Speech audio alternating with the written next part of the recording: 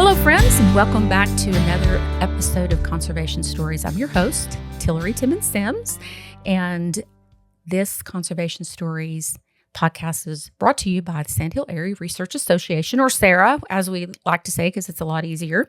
I am always excited about the people that we have on for guests because they're always exceptionally innovative and smart and talented, and I'm really excited and kind of fangirlish over this particular guest, Damian Mason, who hosts The Business of Ag, which is, like, in my opinion, the number one ag podcast. Damian, thank you for coming. Well, you're being very gracious, and I appreciate that. So the Business of Agriculture show has actually grown very nicely, and I'm glad you're a listener, follower, watcher. It's like I just was glancing here on YouTube, my episode about sauerkraut with the biggest sauerkraut maker in the country, 11,000 views on YouTube. No, so I found it fascinating because I was in Poland last May, and we saw some of the historically oldest sauerkraut production there in Poland. Amazing. So I brought it on, for instance, my show releases every week. And one thing I like, Tillery, about that one, I'm a kraut maker. I mean, I hobby kraut. I grow cabbages in Indiana at my farm, and I ferment them in a crock down in the basement. But the business side of it capitalizes, because we always say the Business of Agriculture show, we talk about the business side of ag. And fermented food has been on a pretty popular run, probiotics, and there's this thing, food as health, is a growing thing. It was kind of building, and then the RFK Jr. Sort of threw a little bit of lightning into this area. So it's where things are going. And I guess there's probably somebody that says, well, I don't know, I'm a corn and soybeans person. Why do I care about you talking about the kraut? Well, look at what we just covered. Trends in the marketplace, reacting to consumer demand, getting ahead of what could be regulatory stuff with RFK, partnering with local farms. Contractual arrangement, which I see more and more of that, where there's going to be food processors that, or in your business, cotton, or they say, we're going to do the traceability thing, and that's going to become something that we'll see more. So that's where I guess I appreciate somebody like you that listens and like, hey, this isn't just an episode about how to make kraut, because it's not even about how to make kraut. It's about the business that ties into and all those other things. And that's where it's kind of fun for me to connect the dots. Well, really appreciate you joining us. I know that you are super, super busy, and we want to respect your time and pull as much information out of you as we can. And that really, what you're touching on, is the thing to me that I enjoy the most about your podcast, is helping farmers have a more holistic, global look, and also right next door look. What is the big picture? What are the trends that are coming? What are ways that, could do something that you never thought you would want to do or would do. And I mean, my family, my extended family, my brother in particular, and then my parents, they transitioned from row crops into grapes because they saw looming water crisis.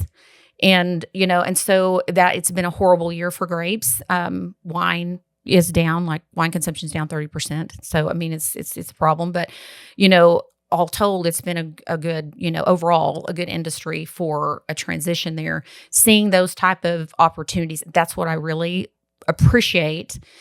And one of the things that I hear you say that I don't hear many people say is about overproduction.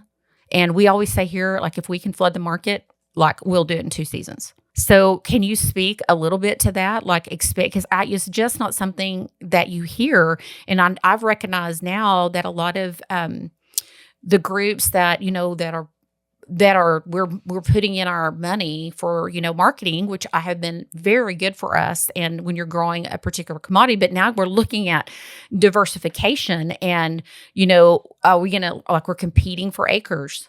And does that mean that we're going to be growing less of something that we've always grown? And if so, is that going to make prices go up? You know what I mean? How are you seeing true potential for farmers to look at different ways of marketing outside of what we've seen and trying to respond to that overproduction in the market? Because I just don't hear people talking about overproduction much. Tillery, let's go with the elephant in the room that, as you said, I pointed out on my commentary videos. I put it out on my Business of Agriculture show. I get on stage and speak at agricultural events, and I pointed out. And what's interesting is it's either telling agriculture something they don't want to hear, but it's also they look at you like you got snakes coming out your head because they've not heard it. And so it's kind of like, I have a background in comedy. Way back when I started out, I became a political comedian. And the thing about comedy, I always say this, is that it's tremendously difficult to turn it into a business. It's very easy to explain. So in other words, it's hard to make it a job because there's a lot of people trying. It's actually very easy to explain. Comedy is observation with point of view and perspective with a punchline. So I start with observation and tell people something that once you explain it, like, oh crap, yeah, of course I see that. We've been in an oversupply. Look at the United States' number one crop, corn. And I'm from Indiana. Obviously, we grow corn. It's the Eastern Corn Belt, and so it's one of the I states. So we've been in overproduction of corn since the early '80s. We went fence row to fence row, like Secretary Earl Butz told us to do in the 1970s. There's no end in sight, boys. Go out there and plant from fence row to fence row. God, the world's going to start without us. And we just produced and produced and produced and produced. The 70s were amazing. And then all of a sudden, the 80s come along. And the 80s farm crisis, I shot a video, you may have seen about this, that some people say, well, it's because of the grain embargo that Jimmy Carter imposed in January of 1980. Well, that didn't help. But there's a bunch of other reasons. The underlying problem for the 1980s farm crisis began with oversupply. We had too much stuff. We are amazing at producing the mindset in agriculture, whether you're talking about cotton or canola or, cranberries to cattle. What we like to do is make stuff. How many pounds can we put on that steer in the feed yard? How many bushels could we yank off there? Whatever that thing is, we are geared to production and we are amazing at it. So what it has done is created this thing where we're so geared about it. We think that the race is to how much we can make. And in terms of quantity, I talk to people all the time, like, I'm from a dairy background. They're like, yeah, right now dairy's really in the crapper. We're losing about $100 per cow per month. I said, what are you going to do? Well, we're going to get bigger. I'm like, no, nobody else would say we're losing $100 per unit. Let's get more units. Yeah. So we're very geared to that and we're good at it. Right now, you can look across the board and say, there's only two things that are agricultural products that are not in an oversupply situation. That would be eggs, which is completely due to an externality known as a virus that caused the culling of hundreds of millions of birds, and then beef, which beef is a beef cycle. It takes a long time, as your listeners know, because they're in Texas, the number one beef state. You've got a 9-month gestation cycle, and then you've got a minimum of 15 months before that calf, the calf hits the ground. It takes 15, 16 months before it becomes a steak on somebody's plate.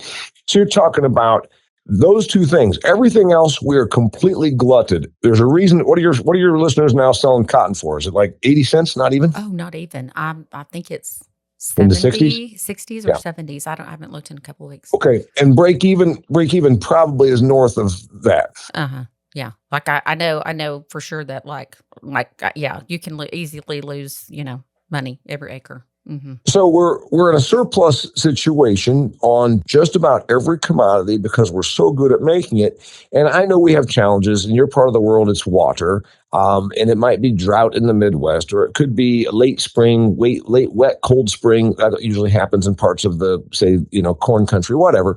But through those challenges, the trend line has been increased by several percent per year per acre of productivity. Well, because we hear we got to have more food. We got to have more food. We got to have more food. We're going to have more people. We're going to have more people. We got to have more food. I mean, so it's like this moral imperative to feed all of these people. And I know I've heard you point this out, to which I've been like, oh, wow, somebody's saying that, like, hey, the population is not. Have you looked at the numbers? Yeah. So we're geared, we're inclined, we've been told this. And so the mindset, and that's a difficult thing to adjust to. Daryl Bricker, that wrote the book, about population decline, and I had him on my show, and it's been something I've been talking a great deal about. He uses the term vertical knowledge. Vertical knowledge is that which you know it because you've always known it. It's not even questionable.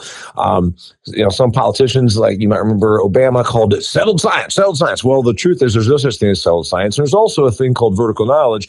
Some things you know so well that you don't even consider that you could be wrong. And that's the one where we're talking about that demand will never decline. Yeah. Confirmation bias. So we believe the demand will never decline. And the reality is, let's just say on just about every given thing that we produce in agriculture, we can go up by 2 to 5% on productivity per year. That's probably a real number. I mean, if you look at corn or soybeans or cotton or whatever, we're growing.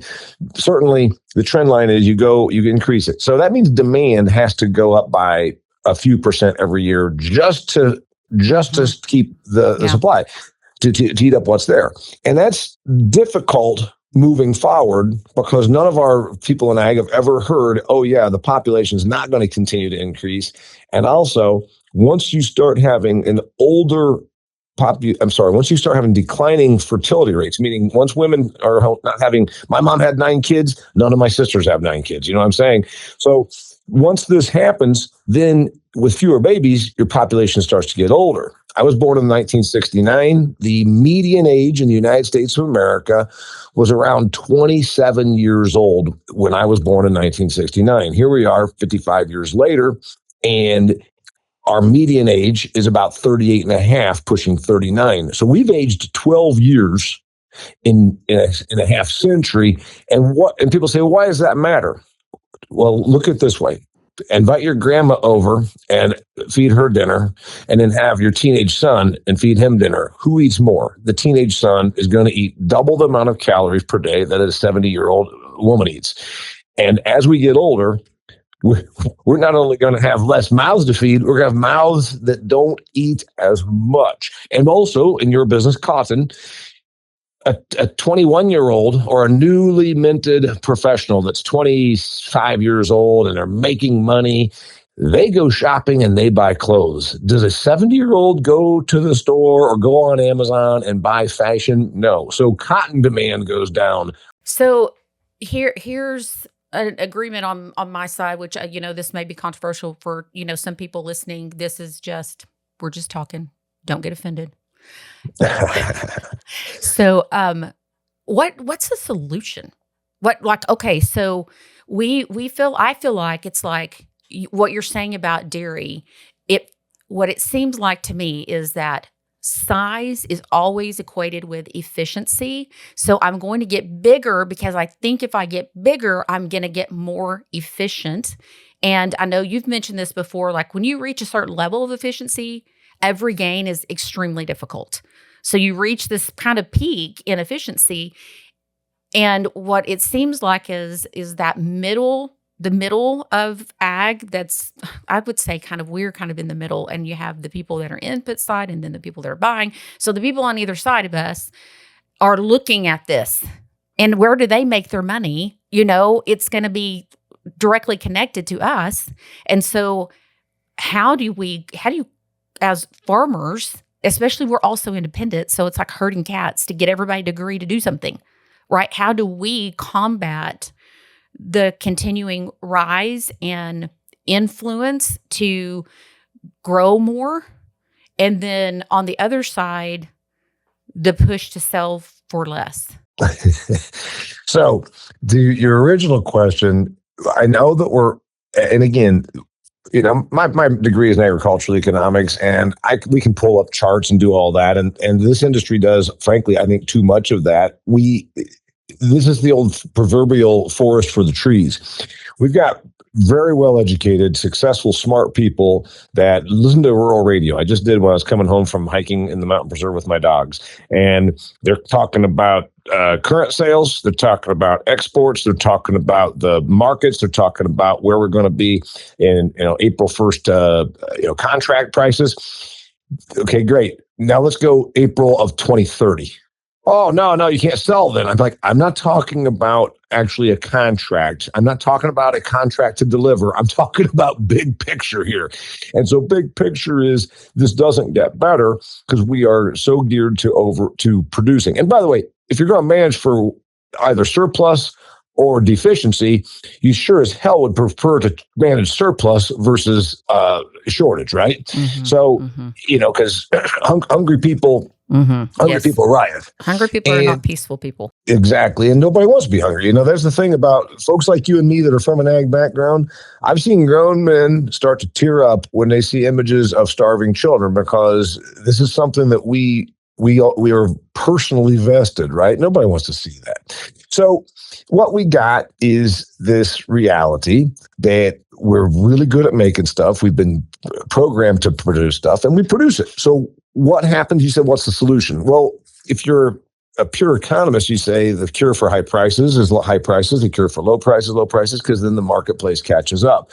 The problem is there could be devastation, not just some pain, there could be downright devastation. You're talking about, you and your husband are very frank about having to go through bankruptcy protection because agriculture is a low margin, capital intensive business. It has been for a long time. It's a consolidating industry. And the way it consolidates is people exit the market, sometimes voluntarily, sometimes because the bank tells them to. So that means, and to your bigger point, when this is something I did an episode about this, I said, when efficiency gains aren't enough, because what we always do is we look at increasing supply and doing so with less budget, less dollars per unit of production, right? So we've always addressed it as let's get more efficient. And efficiency gains certainly can help and keep you at break even or in a profit margin situation to a point. And then at some point, it never addresses the demand side of it. And you'd say, well, I can't control that. Well, we kind of do. We invented the checkoff programs that are allegedly going to go out there and promote everything from beef to watermelons has a checkoff program. And part of it is supposed to be to increase demand. And you say, okay, at some point, all of addressing efficiencies of production, Tillery, do make it so that you maybe improve your bottom line to a point. But demand remains roughly stagnant. And I've pointed out, and it's going to begin declining. And what happens? I could see a push, maybe not right now under the current Washington, D.C. administration. I could see a push to double the amount of conservation reserve land. Mm-hmm. And I'm not in any way saying I'm a fan, because somebody right now is mad and they're saying, damn it, he wants it. I said, no, I don't want anything. No, and you have no idea. It is extremely touchy subject around here. Yes. I mean, sure. Yeah. No, I'm neither pro nor anti. I'm just pointing out that yes. there's about 26 right now. There's about 26 million. So in the United States, there's roughly 360 million acres that do all of the production. And I'm not talking about rangeland. There's like another 800 or 900 rangeland acres that are privately owned. And about 360 million acres produce everything, all of it, from the almonds to the canola to the corn to the sorghum in your part of the world. It's all 360 million. And there's like 26 million of conservation reserve program. Let's say you doubled that. That'd be big, right? That'd take another like 8% of the existing cropland. Of course, conservation land program payments tend to take the worst. Yes. Nobody in Champaign, Illinois, where they've got 18 feet of topsoil, is going to enroll a square, flat, 160 acre quarter section into the CRP. No, we have a lot of CRP where we are. It fits really well here. Yes. Well, not just the water. We have a lot of marginal. This is Dust Bowl territory, which, side note, also was impacted by overproduction.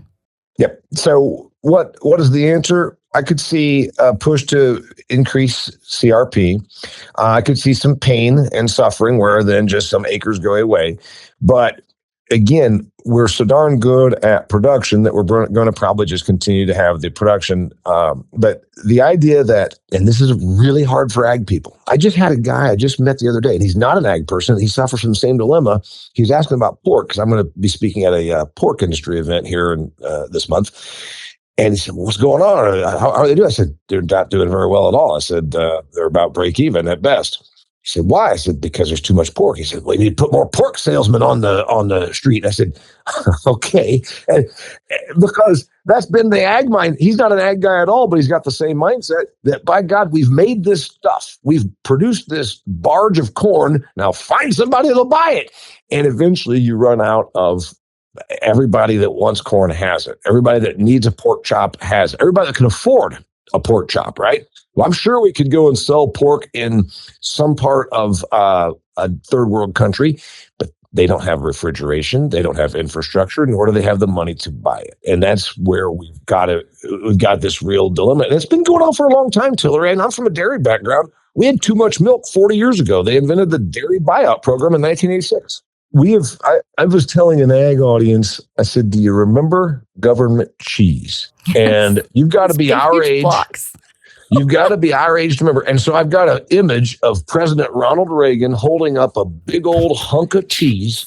And it was the 1983, 4, 5, yes. because the dairy industry was going broke. So the government kept buying milk, and then you can't, obviously milk's a perishable product, so they turn it into cheese, which has a lot longer shelf life. And then they were storing it in caves. And I tell people this that are like 35 years old, and they're like, oh, bullshit, you're making this up. I'm like, no. Trust me, I am not. Go and look it up. So anyway, the government became a big buyer, the biggest buyer of milk, to then turn it into cheese. And it wasn't just any cheese, it was really bad cheese. Oh, I mean, really bad cheese. This huge chunk of really yellow cheese. Butter's not yellow, by the way. Butter is not yellow. No. It was pretty bad cheese, and then they gave it away. So because they said, we got so much of this, it's sitting around in caves. We're storing it in caves. So pretty much for a long while, if you just showed up somewhere and it was supposed to go to poor people, school lunch programs, free food programs, they gave away cheese everywhere they could for a long while. And so you'd say, well, it must have worked. No, it really didn't. What ended up happening was, globally, we started finding places to get rid of milk and cheese and dairy products, and cheese consumption, God knows it wasn't the government stuff because it was such a bad product, has gone up. I don't know if most people realize this. We're eating about 3 times the amount of cheese that we did in the 1970s. Oh my goodness. I mean, I can see that because I don't remember cheese being a thing when I was a kid other than that cheese. And I also, because I was definitely well into adulthood before I realized there was something besides big old yellow cheese. Right. Well, of course, the pizza thing helped. And then charcuterie boards and wine, and like you said, no, now this is going to be a problem because cheese went right along with the wine, and as you said, wine's down by 1/3. And I've got an episode with Ag America Lending, guy that's got a finger on the pulse of the whole country, and he said, yeah, remember that thing 10, 20 years ago that yuppies wanted to retire and have a vineyard in California?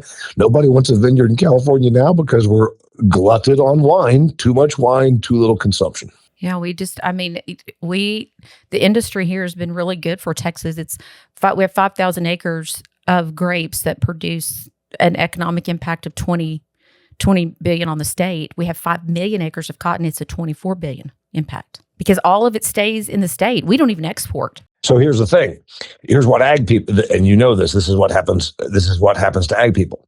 The ag person listening to this is going to say, oh, well, by God, if wine's good, let's go ahead because we are always our worst enemy. We look across the fence line and we see that somebody might be making a nickel. And so what do? We go and produce ourselves out of a profit and them. So ag's been doing this forever. Oh, that feed yard over there, hell, they're making money off of all those Angus steers. You know what we do? Let's quadruple our production. and so that's what's happened on the wine front. Making stuff, and this is the tough one, Tillery, that I'm beginning to tell my ag audiences. And again, your initial reaction will be to take it personally and get mad. Making stuff is no longer a challenge. Okay, Damian, you just offended me. I'm a farmer. You trying to say this isn't hard? You like Michael Bloomberg, who went on TV and said nothing's hard about farming? No, I didn't say that. Remember, he was very insulting. He said it doesn't require any gray matter. You dig a hole and you put a seed in it. I didn't say that. What I'm saying is, with the technology that we have in the year 2025, the resources available to us, the great colleges like you're right there, Texas Tech, or your rival, A&M, or my alma mater, Purdue University, or name any of these wonderful land grant agricultural institutions. They are doing research. They are learning how to make stuff better, more efficient. Production of everything from slinkies to cars to steel to cotton is not the challenge that it was 20, 40, and 60 years ago. And that's where we must understand we're now in a situation of managing surpluses. And it's not just agriculture. Again, why do you think we put up these huge tariffs, 100% tariffs on electric vehicles from China? Because China can make the heck out of electric vehicles better than we can. Not better, more cheaply I was going to than say we can. cheaper. I'm not sure they're better. Yeah. Yeah, take it the right way. I was talking about from an economic standpoint. So what's their answer? Just like us. Hey, we made all this cotton. Let's find somewhere that we can go and sell it. China says, we made all these electric vehicles. By God, we don't need them. Let's go somewhere and sell it.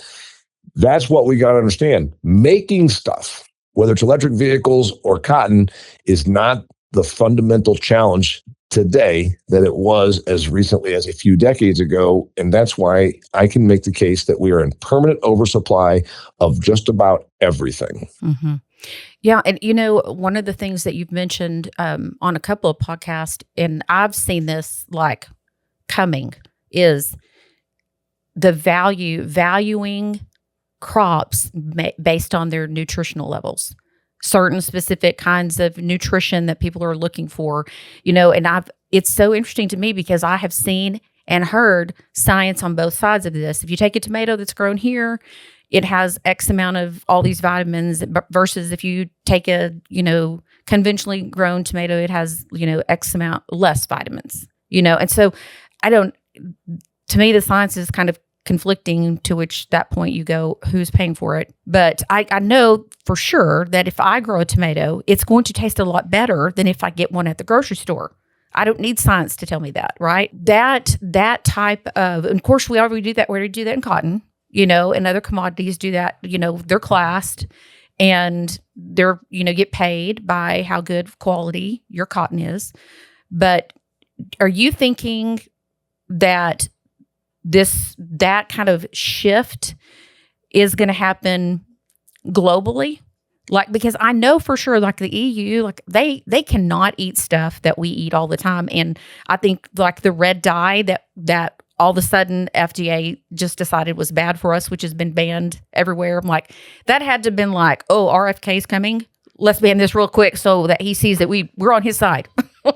Yeah, I would say that when it's pretty obvious that we had red dye number 3 or whatever it was in our food for eons. And then once it looks like we got the RFK effect, okay, now we're going to get rid of it. So there was no question. It was like feeling the footsteps, or if you will, a preemptive strike. So to answer your thing about what will happen on nutritional quality, it will go with money.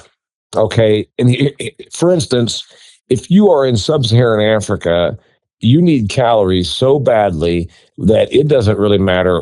You don't care about the environment. You sure as hell don't care if it's GMO or non-GMO. You don't even know. You know that you're starving and your stomach hurts. You'll eat whatever. And then you go to the opposite of the spectrum, the United States, Canada, wealthy countries, Europe.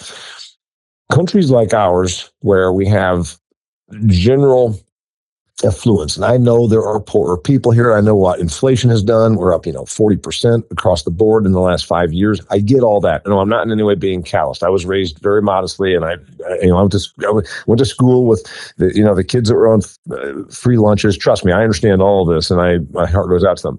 But in general, we're obviously a very affluent customer base, and the places like the United States will be the ones that start to switch and put premiums on nutrient quality, nutrient density. And because we have the ability for traceability, because now we have traceability and we have the technology to do so, and because we've already satisfied the first thing, meaning we're no longer starving. So now let's go to plan B, plan C. So it's kind of like the old Maslow's hierarchy of needs. At the base of the pyramid is food and water and shelter, and then at the upper end of the hierarchy of needs are self-fulfillment and things like this, where we could go in places like the United States. And yeah, is it the poorer among us? No, but the more affluent, the top half of our customer base pays a premium and says, I didn't just get the cheapest strawberries. I got strawberries that have a actual analysis of the nutrition content. Yes. Yeah. And by the way, if you read I've referenced it before, Mark Schatzker's book, The Dorito Effect. Yes. He talks a lot about flavor, artificial flavor versus natural flavor.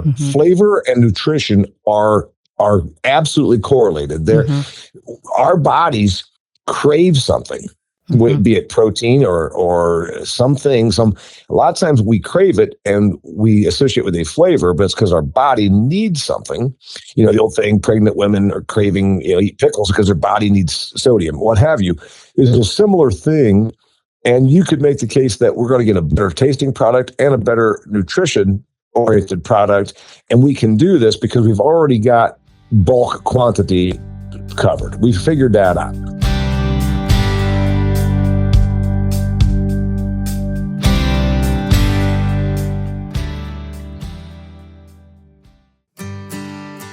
Today's episode is brought to you by Evan Stone with Clear Rock Farm and Ranch, part of the Clear Rock Realty Group in Lubbock, Texas. Evan understands West Texas land, agriculture, and what it takes to buy and sell farms and ranches in our unique region. If you're ready to make your next move, trust someone who knows the lay of the land.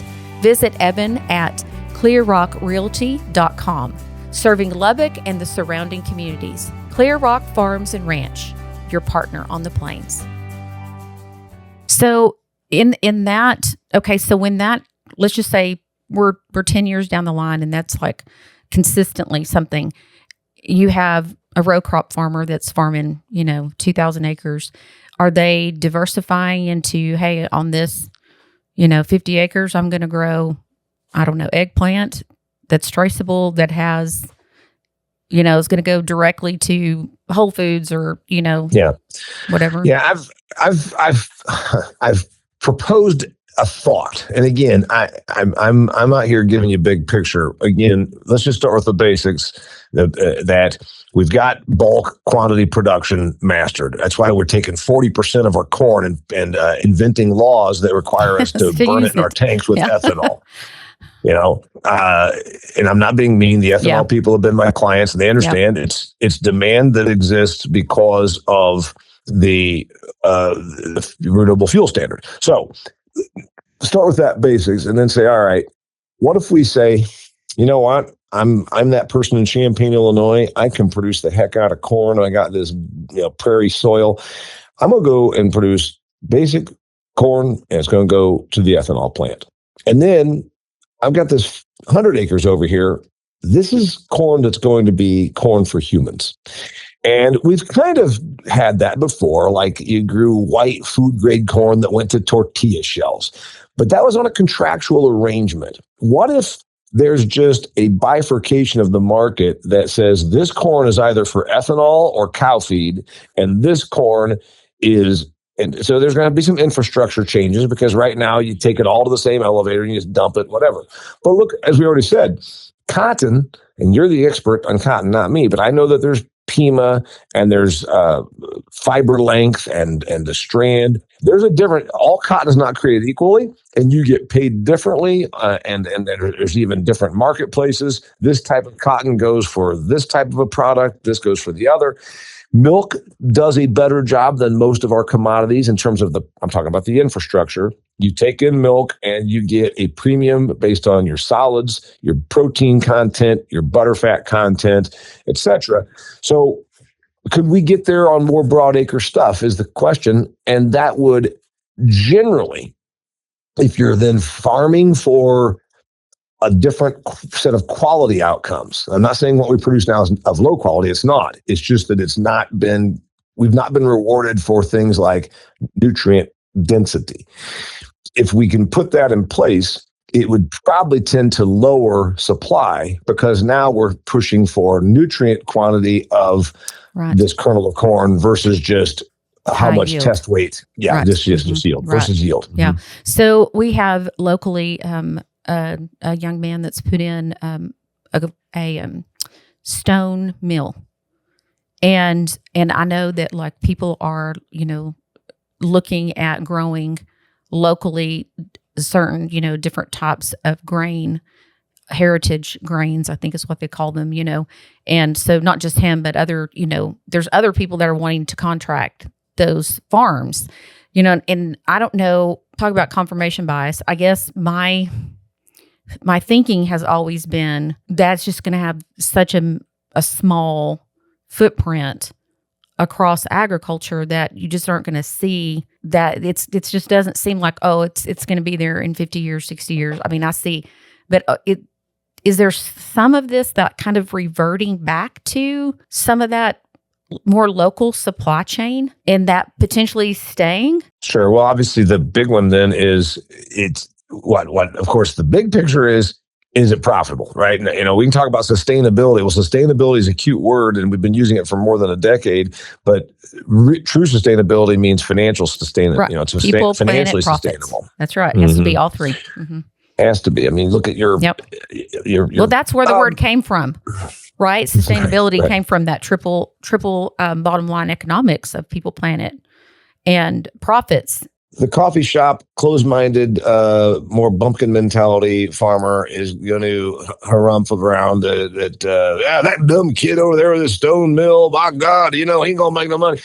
And that person that we're talking about, that's got their arms folded and judging, is probably in business because of USDA policy, versus being an entrepreneurial thinker. So entrepreneurial thinkers are going to look at how can I do this beyond policy that just rewards bulk commodity production and exceedingly low margin. The marketplace has to be there for it.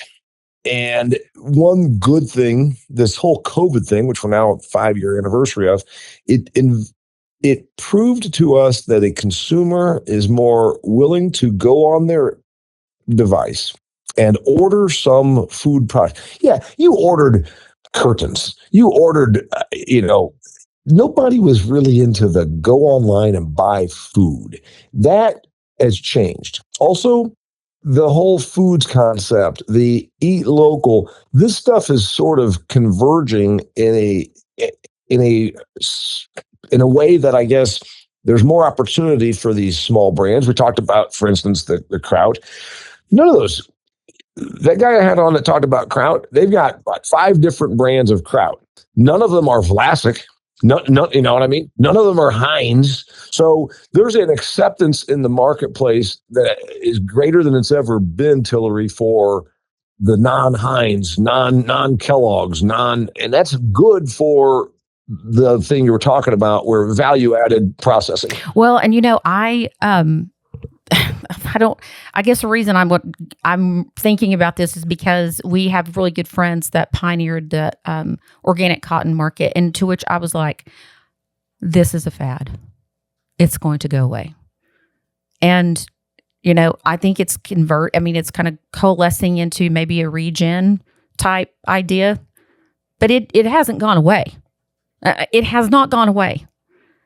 More people eat organic food, and to you, I'm kind of the same mindset of like how much of this is marketing, but if you can find a market, good on you, Yeah. So when you look at where the future is,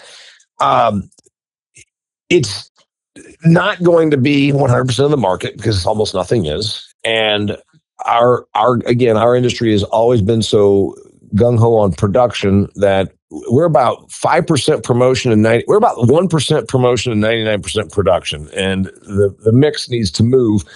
When you have a customer base, is everybody going to eat organic? No. But we know that around at least a solid 10% of the marketplace does and will, and pay a premium for it. Now, you can make the argument that eventually organic starts to lose its margin and becomes more commoditized, because that's what usually happens with niches. But there's a marketplace that looks very willing. Even right now, we know things are a little tight because we've had such run up in inflation over the last 5 years. But go to the store and you'll still see value added brands, smaller brands. The bigger thing that you said that most of us aren't talking about is the oversupply. I just always say when I have the folding arms crowd that wants to just be a commodity mindset, I say, great. You are you ready for another 80s? Because I can give you compelling evidence that we're moving right into another 15-year window of below break even prices because of surplus globally. Yeah. Well, yeah, I'll add to that. I mean, also just the impact that Brazil particularly has had on the cotton market. I mean, they're just, number one goal is to figure out how to outproduce us, Yeah, so they're usually dealing with, there's the argument about Brazil that says, okay, well, they don't have as rich of soils as the United States in general. I've not been there and I'm not an agronomist, but I've heard that argument. What they have, though, is a boatload of acres, right? They can bring on more. One stat says that Brazil could bring on 90 million more without even touching the rainforest, 90 million more acres of that is currently savanna, grassland, that kind of stuff. You're talking about the equivalent of U.S. corn is 90 million acres. And so there's that. They're dealing with a cheaper, they've got economies of scale because there's generally no small farms in Brazil. And so you've got the fact that they're already scaled up and they've got the ability to do it on a cheaper basis, right? We've got higher basis, and then I'm sorry, costs. And then you've got the fact that what's held them back is infrastructure. Well, what's China doing? China's building it all up, right? There you go. Mm-hmm. So then you say, okay, maybe the future looks like the United States is more high premium, high value. Maybe we have the traceability. Maybe we have a few other categories, and maybe we start more nationalizing our own consumption versus us just saying we're going to just find a barge to put this on and ship it overseas. We can see that Brazil is a lower cost soybean producer than us, and we say, but we're going to have high oleic soybeans, et cetera, et cetera. That maybe becomes our thing, that we concede bulk.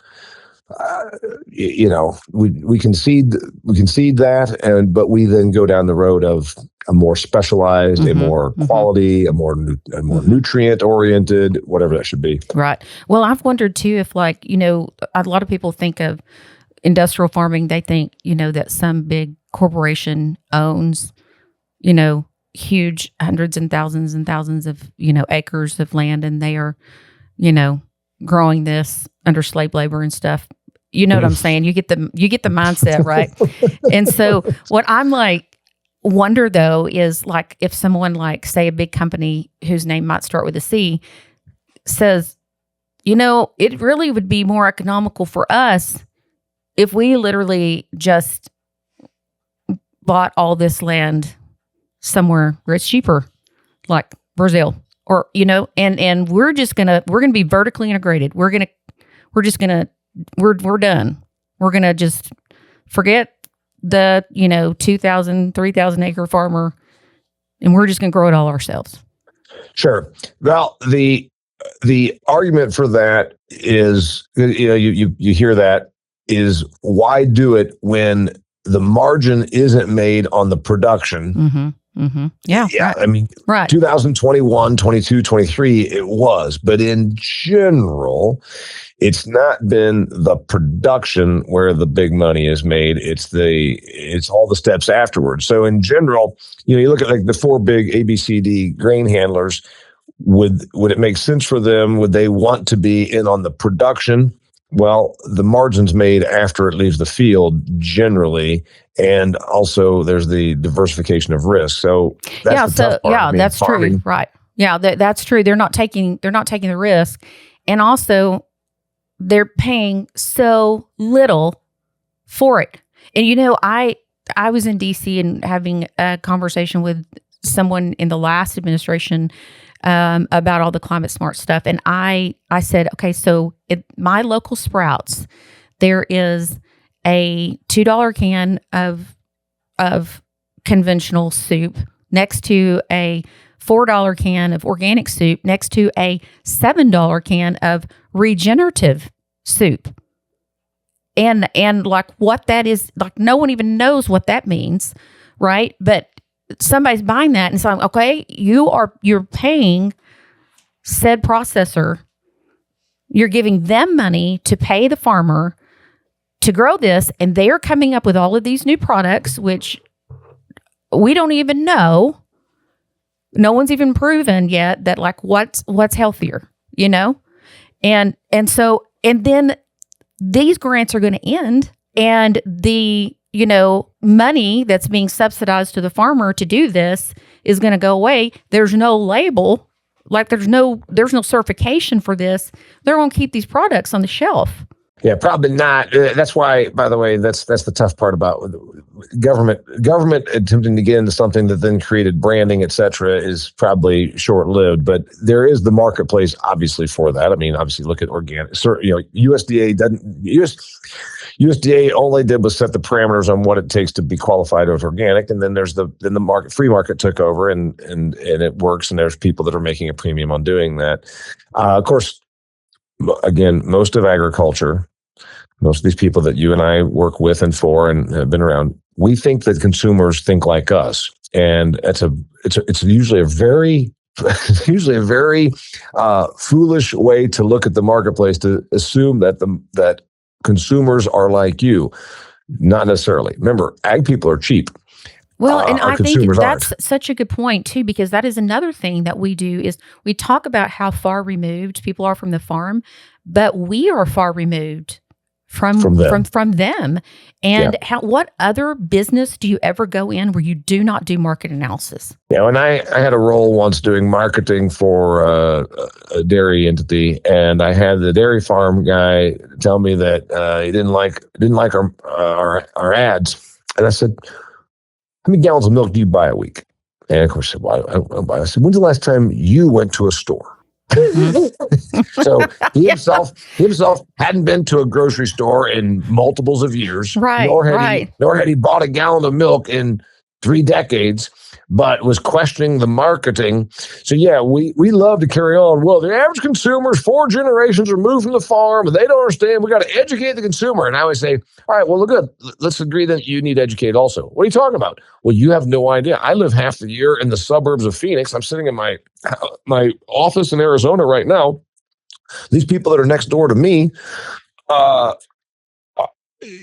would say the people that are next door to me, you're in agriculture, you have no clue how they shop. You have no clue what drives them. Mm-hmm. And that's a very important point that you just made. No, that is really, and I've actually just the podcast I recorded before this, we were discussing this same issue and how far removed we are. And I'm like, and what I see is that there'll be someone, an influencer or someone that comes up and they're going to we're going to educate consumers, but pretty soon they're so invested in the problems within agriculture that's what they're addressing, and then all their followers become people in agriculture and not people outside of agriculture, because they become invested in political things, and then so they lose a lot of that following.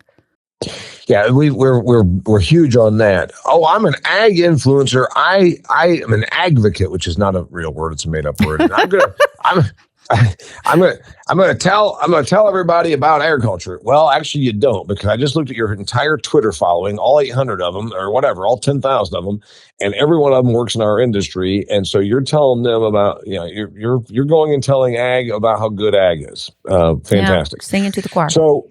Yeah, right. Preaching to the choir. We do that. Like I always pointed out, if agriculture, if the industry was a person, we'd be the insane man at the park who's muttering to himself and throwing swear words at the pigeons, because we talk to ourselves nonstop.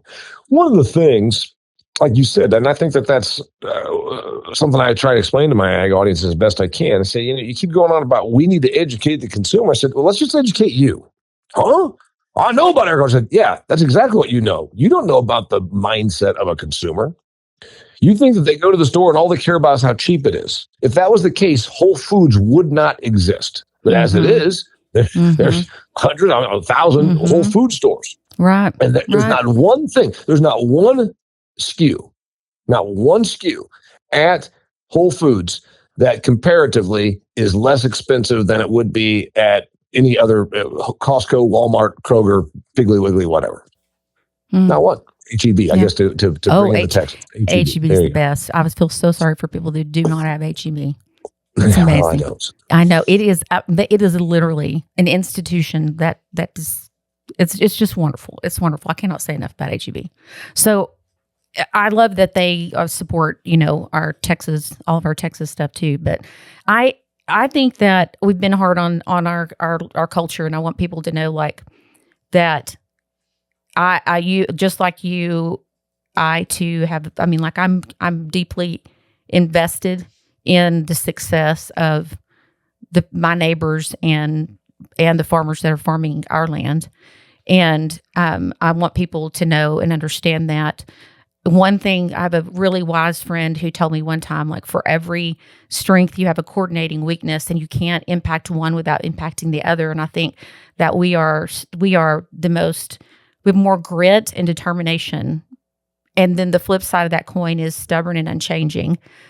But, I think that the solution is pushing into our strengths.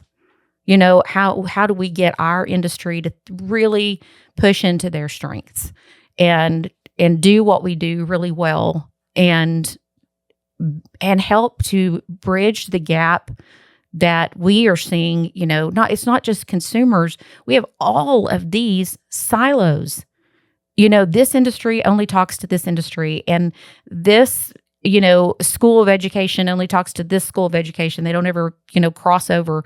And that's one of the things that we've been focusing on is how can we cross over into other industries? Let us help you tell your story. You help us tell our story.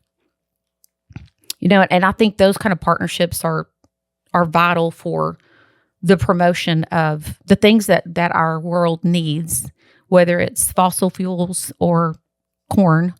But we have to do it in a way. We've got to become more self-aware as just a group of people. well, I mean, that might happen. It might not happen. But I mean, it would, as you said, it would be a good first step. Again, commodity mindset is very pervasive. And I mean, going back to how we started the whole entire show, and it's got us to a situation of oversupply. And we continue to believe that we're going to just find another place to buy our stuff, we develop new markets, et cetera. Well, to a certain point, Mexico has come on as our number one ag customer. Where are we going to keep putting this stuff? So there's that. And I mean, I'm still optimistic about the future. To be honest, I think it's going to be entrepreneurial vision from outside of agriculture that comes in and gives us good opportunity. And I'm talking about happening. Yeah. On the technology front, that's what's happened. But again, technology generally comes to ag and addresses production and processing, and it says, let's make it more efficient, do it for less. Okay, again, none of those took care of the demand. None of those sold more stuff. They just made it cheaper to produce stuff. When efficiency gains are no longer enough to attain profitability, then you've got to look at the next thing. Entrepreneurial vision coming in from outside of agriculture, it could be branding. It could be this whole front on the nutrient density.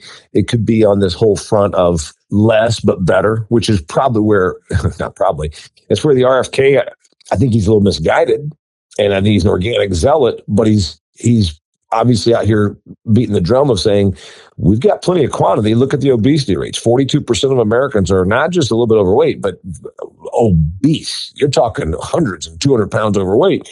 So we've got quantity covered. Now let's go back to the drawing board and start working on nutrients and quality. And I think that can happen. Let's face it, Tillery, this is a fairly recent phenomenon. We were not 42% obese 30 years ago. Well, I think it does say, I guess, and one thing I can align with him on is I do think that processed foods, like they're not good for us, right. I'm as guilty as anybody else but our society I feel like just culturally as a society in the United States, we are so focused on being productive, working hard, it's not even discipline. It's just like being busy means we're being productive, and we are so busy. And that is one of the things I noticed when we were in Europe. And actually we visited with a man there he's a landowner in Texas and a European landowner. And someone asked him which one he liked better. And he said, well, people live a lot longer here. And it's because of their lifestyle and how they eat, and he's like, so, it's nice to be here. We enjoy being here, and that's what I noticed too, was just that, like, even just the level of stress that people seem to be carrying there is so, little, but it is a cultural issue that we are all so busy, and how you exit that, I have no idea, because I would like to figure that out, because I don't know. I'm as busy or busier than anybody else. So I'm pointing fingers at myself saying, part of the problem is that we live in a society where processed food for a lot of people is the only way to actually literally have time to eat and function. And we haven't taught people how to cook. Now, I do think that COVID brought a resurgence of some of that, but yeah, still. Well, you're getting me kind of concerned, because now somebody's going to listen to this and say that we need more government programs to teach people how to. And no, we need less of all that. We just, we don't. Well, we already have that. It's called extension. Yeah, and right. We just, we haven't. That's who was on my, just recorded right before this, and in that whole, like, so much of that original type of support that they gave just kind of fell out of fashion, but it's coming back in, and so I bet we'll see them pick that up, but it's already there. We don't have to have a program for it. If it doesn't get cut, we'll see. Or as you said the other day, like the blowtorch method, if it withstands the fire. So anyway, well, this has been as wonderful as I thought it would be. And I'm just super grateful that you came on and enjoyed the conversation. I hope it wasn't discouraging to our ag friends. I hope it's encouraging, like, for them to be able to be thinking, like, what next? What's going to come next? What can I do that will be different, and I hope that they're able to kind of begin to embrace some of maybe some more foreign ideas than we have in the past. But I appreciate your time and appreciate what you do for the industry. And I can also see how you're a comedian first. I just learned that in one of your podcasts. So, like, I think if people are not listening, they definitely need to be listening to The Business of Agriculture. I know you're really pushing your YouTube channel right now. So where do they go to find your YouTube videos? It's real easy. Just go on YouTube and type in Damian Mason, Damian, Damian Mason, and hit subscribe. It's free, and you can see all my stuff, my video commentary of me on my hikes where I talk about big picture ag stuff, and then, of course, the Business of Agriculture show, which you're a fan of, and I appreciate you having me on. I appreciate you having me on here on Conservation Stories. Yes. Thank you so much. Friends, thanks for joining us again. And we are excited about this podcast. And if you have enjoyed it, I hope that you will like and share it with your friends. We will visit with you again on another episode of Conservation Stories.